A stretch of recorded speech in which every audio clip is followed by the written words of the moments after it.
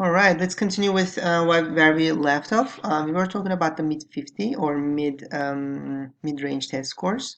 Now we are still in your university's page, right? And now we are trying to find out what does it mean that their mid-range is 660 and 740.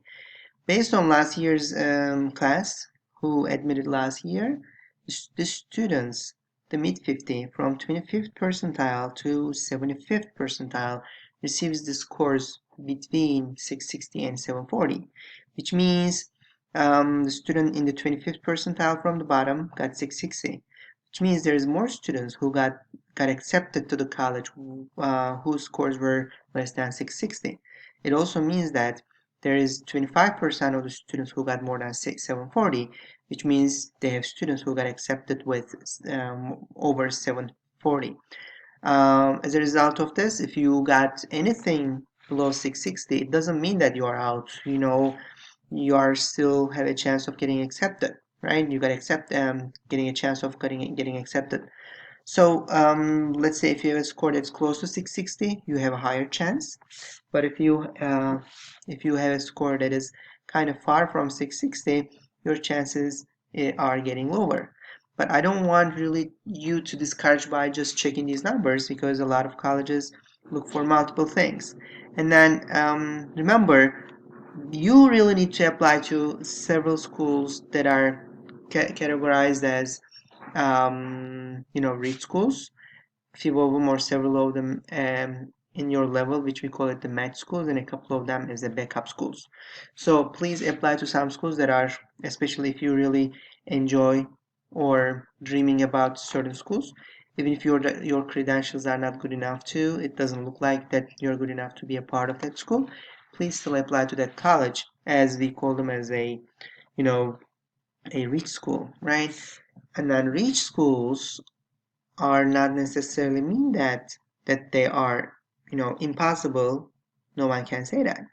A lot of times, based on so many different factors, maybe based on your athletics, based on your extracurriculars, even sometimes based on your minority background, possibly, that you may get accepted. Okay, so this is just the basic information of the overall community.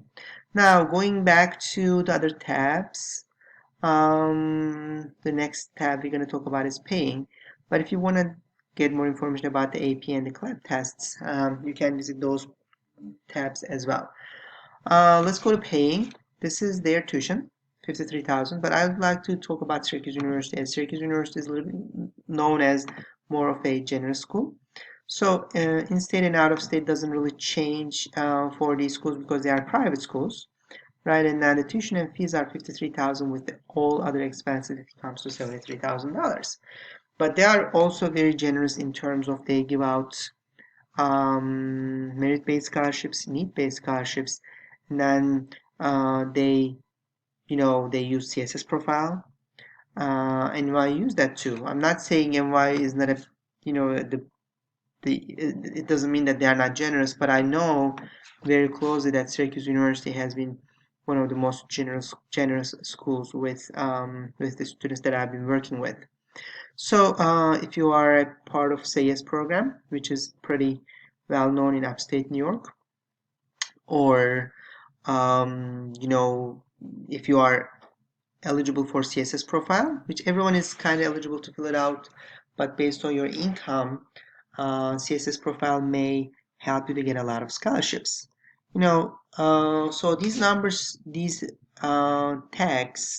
price tags, should not make you afraid of these colleges. Do not just avoid the colleges just because the numbers are high, but focus more on how do you get accepted. For Syracuse University, if you get accepted, if your income is not very good, your CSS profile may make you eligible for a full ride scholarships, which is a need-based scholarship.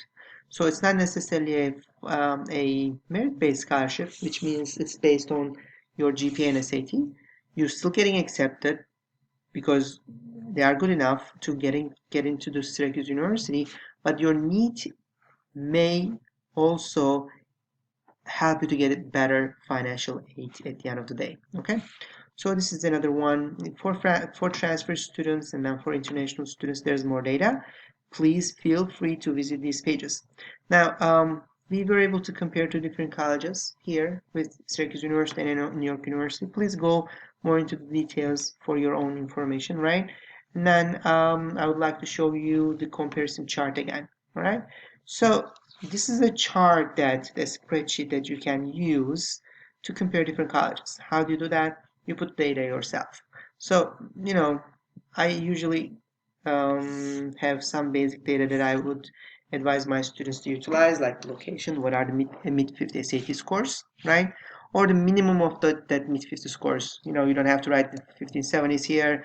1440 is the mid, like like the minimum of the mid 50, right? So that's more important than what's 1570. Unless you have 1600s, and you would say how highly that I'll have a higher chance of getting acceptance, right? Now you can, based on your own SAT scores, you can categorize them based on if they are a reach school, a match school, or a backup school.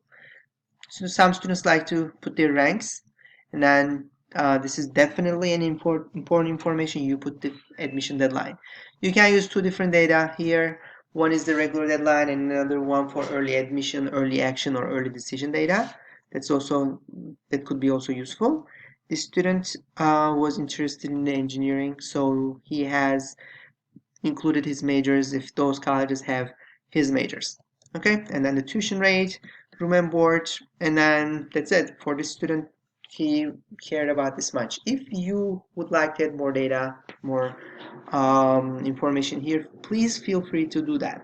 What could be the other data? Let's say if you are interested in athletics, you can add here NCAA, and then you can basically come here and then copy the format here, and then it's going to look like the same in terms of how you title them, and now you start putting the data here.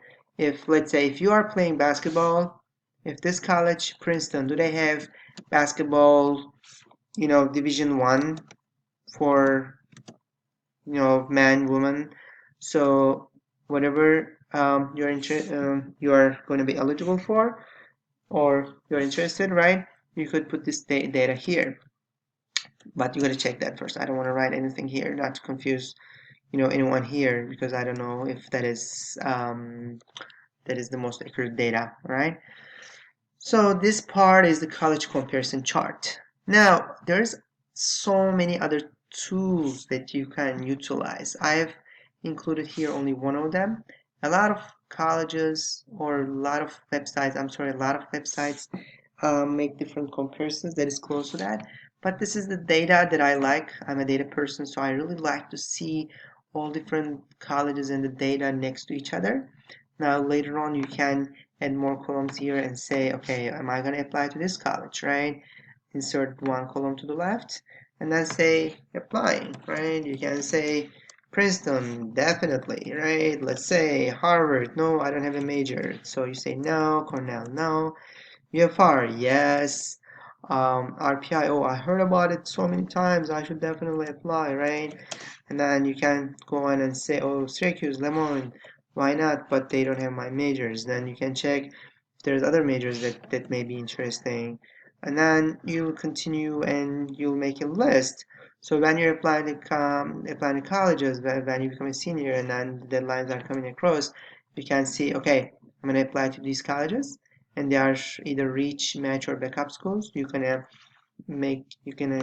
change the order here by just dragging the whole column here, and now you see what am I looking for? What should be my SAT scores? Okay, I should have 1300, right? Okay, what's my SAT scores? I have 1200 so far. Let's say, right? I should take another one, right? You can make a lot of lessons for yourself, and then you can move from there. Right, and now you can also plan for what is going to be my deadline. So Princeton has early action November 1st. I really want to apply to early action, so let me do that, right? That sort of things. Now, you can, and it definitely, like when you narrow it down to a list of 10 colleges, you could go and go to the college's own websites and visit the college website as well. If possible, make a campus visit, see the campus itself, feel it, feel the college, feel the atmosphere over there. Those are some other um, you know college comparison facts. uh, in the future we're going to have another video about college comparison tool that the College Board has, which instead of you are searching college by college, you put your own criteria, and it's narrowing down the colleges with your criteria. At the time, we'll talk about other factors as such as would you like to be in a city setting or maybe urban or maybe like very far from everywhere, or I don't know, maybe suburban or in the middle of nowhere, right? That sort of things. Would you like to be close to home, far away from home? Do you want to be in state, out of state? You can put a lot of other credentials, and then it's gonna give you a list of your results, narrowing down based on your criteria. We'll talk about it next time or one of the next videos. It's also another useful video, but I really want you and encourage you to do this sort of a chart, which you can include the data from that other tool. However, this is always in your hands. This is always something that you can keep using, make it a bigger chart and more effective data based on what is important for you. Okay, so thank you very much for listening to this video, and hope to see you in the upcoming videos. Goodbye.